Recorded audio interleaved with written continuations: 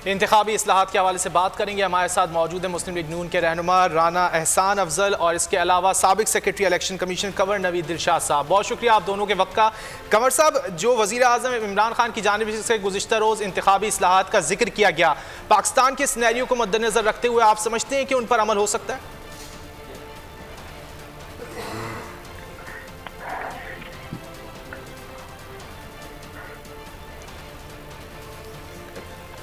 कंवर साहब, आप समझते हैं कि जो वज़ीर आज़म की जानिब से इंतखाबी इस्लाहात का गुज़िश्ता रोज़ जिक्र किया गया, क्या वो पाकिस्तान में मुमकिन है? सूरी तौर पर ज़ाहिर है कि प्राइम मिनिस्टर साहब को अपने कौमी असम्बली और सेनेट से 2/3 मेजॉरिटी की जरूरत पेश आएगी, क्योंकि उसमें आईनी तौर पर आर्टिकल 218, 219, 224 में तरमीम करनी पड़ेगी, जिसमें ये दर्ज करना पड़ेगा कि पाकिस्तान के आइंदा इंतखाबात इलेक्ट्रॉनिक वोटिंग मशीन से होने हैं।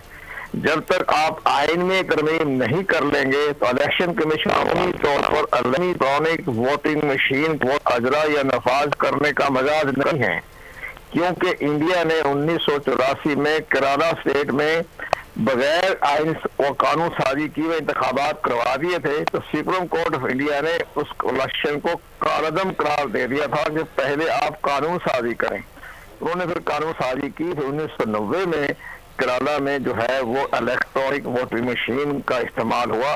देखा, इंडिया बहुत बड़ा मुल्क है, उसको 20 साल लगे, 10 साल लगे उसको पूरे मुल्क के नाफज करने में। तो पाकिस्तान तो 4 तकरीबन 6 साल में ये साल में ऑपरेशन मुकम्मल कर सकता है और इलेक्शन कमीशन ने होमवर्क किया हुआ है, तमाम तैयारी मुकम्मल है। सिर्फ कानून साजी मुकम्मल होते ही इलेक्शन कमीशन ऑफ पाकिस्तान जो है वो इलेक्ट्रॉनिक वोटिंग मशीन के मामले में पूरी तरह फआल है।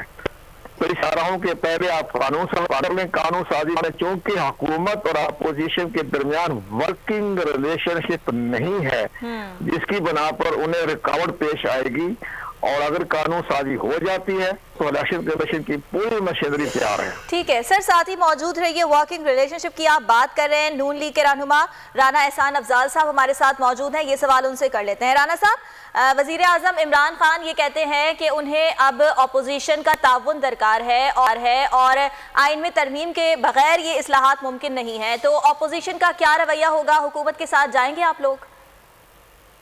बिस्मिल्लाहिर्रहमानिर्रहीम।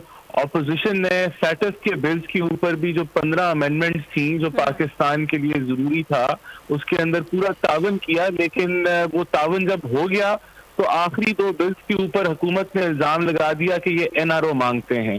तो ये जो वजीर आजम है ये इनकॉम्पिटेंट है कि ये ऑपोजिशन के साथ बैठे, क्योंकि एक जो गाली गलौज इल्जाम तराजी का जो उन्होंने एक नैरेटिव पकड़ा हुआ है ऑपोजिशन के अगेंस्ट, उसके साथ ही कोई स्पेस नहीं छोड़ते कि ऑपोजिशन के साथ बैठा जाए। दूसरा, मैं समझता हूँ कि ये जो इलेक्ट्रॉनिक वोटिंग का जो छिक्का मारा है एक धांधली ज़दा इलेक्शन के बाद जो गिलगित बल्तिस्तान में इन्होंने किया, और उससे पहले जो एक धांधली ज़दा इलेक्शन था 2018 का, उसके अंदर जो है आप प्री इलेक्शन इंजीनियरिंग को कैसे आप केटर करेंगे?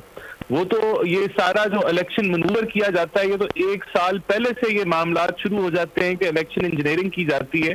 और जहां तक इलेक्ट्रॉनिक वोटिंग की बात है तो ये एक है कि ये अपने धांधली ज़दा की इलेक्शन को कवर अप दे सकें। और मैं समझता हूँ अब PDM के तहत हम हुकूमत के साथ ना बैठने के लिए तैयार हैं, बल्कि हम तो ये समझते हैं कि जितनी देर ये हुकूमत चलेगी ये मुल्क का नुकसान है, ये कौमी सलामती का नुकसान है, मीशत का नुकसान है, फूड इनसिक्योरिटी होगी, फर्दर इन्फ्लेशन होगी, महंगाई होगी। तो इस हुकूमत को और मजीद वक्त नहीं देना चाहिए, क्योंकि जितना मिलेगा उतना पाकिस्तानी शहरी का नुकसान। कंवर साहब, गुज़िश्ता रोज़ वज़ीर आज़म इमरान खान की जानिब से कहा गया था कि बैरून मुल्क मुकीम तकरीबन 90 लाख से ज़ायद पाकिस्तानी हैं और उन्हें भी हम हक़ राय दही देने जा रहे हैं। आप क्या समझते हैं, मामलात सही हो सकते हैं ये, अगर बैरून मुल्क से मुकीम जो पाकिस्तानी हैं वो वहाँ से वोट डालें? दल बात यह है कि प्राइम मिनिस्टर साहब ने अब जबकि इलेक्शन के 2 साल रह गए हैं तो उन्होंने 90 लाख पाकिस्तानी याद आ गए हैं। जब ये इक़्तिदार में आए थे उसी वक्त से ये सारा काम होता तो इसकी सारी जो कानूनी पेचीदगियां हैं, जो टेक्निकल पेचीदगियां हैं, वो दूर हो जाती। अब इलेक्शन कमीशन पाकिस्तान इस पोजीशन पे नहीं है कि 90 लाख पाकिस्तान कौन में ड्यूल नेशनलिटी भी अलग है, और पाकिस्तानी नेशनल अलहदा है। ड्यूल नेशनलिटी वालों को तो पाकिस्तान में वोट कास्ट करने की इजाजत ही नहीं है कानूनी तौर पर, और जो पाकिस्तानी शहरी हैं, जो ओवरसीज पाकिस्तानी हैं, उनके लिए एक 2 आइडेंटिटी कार्ड है, एक इंटरनेशनल आइडेंटिटी कार्ड है। इसके बाद उनका तमाम तरीक़ेकार है वो थ्रू एम्बेसी के जरिए किया जाएगा। वो इतना टेक्निकल पेचीदा मामला है कि वो इलेक्शन कमीशन के बस के बाहर है। लेकिन सबसे बड़ी अहम बात है, चूंकि supreme court of Pakistan order कर चुकी है, तो इलेक्शन कमीशन ने आजमाइशी तौर पर वो कोशिश की थी।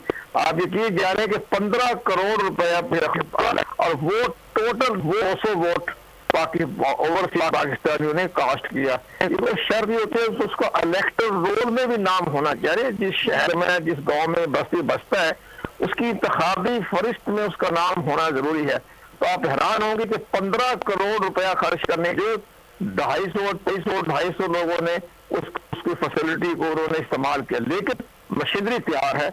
अगर इलेक्शन कमीशन पाकिस्तान को सारी पेचीदगी दूर हो जाती हैं तो वो ओवरसीज पाकिस्तानी जो असली जो ड्यूल नेशनलिटी का हमल नहीं है, ओवरसीज पाकिस्तानी है, उनका इलेक्टर रोल में यहाँ पाकिस्तान में नाम दर्ज है, उनका वोट कास्ट कर सकता है। उसके लिए पाकिस्तान इलेक्शन कमीशन तैयार है। ठीक है, इलेक्शन कमीशन की तरफ से तैयारियां मुकम्मल हैं, आइन में तरमीम की ज़रूरत है। राना साहब ये फरमाइएगा कि वज़ीर आज़म पाकिस्तान की जानिब से सेनेट इलेक्शन के हवाले से भी बात की गई, क्योंकि सेनेट इलेक्शन जब भी होते हैं तो हॉर्स ट्रेडिंग का जिक्र आ जाता है। अब वो ये कह रहे हैं कि शो ऑफ हैंड्स के तहत वो ये इलेक्शन करवाना चाहते हैं, उनकी ये ख्वाहिश है। इस बारे में क्या मौक़िफ़ है आप लोगों का? देखिए, हमारा तो ये मौक़िफ़ है, तब तक ये हुकूमत रहनी ही नहीं है जब तक सेनेट के इलेक्शन आने, तब तक ये हुकूमत वैसे ही जो है ये गिर जानी है, अपने बोझ तले गिर जानी है। और ये जितने भी ये जो इलेक्शन की रिफॉर्म्स की ये बात कर रहे हैं, ये इनको 2 साल सवा 2 साल ये सोए रहे।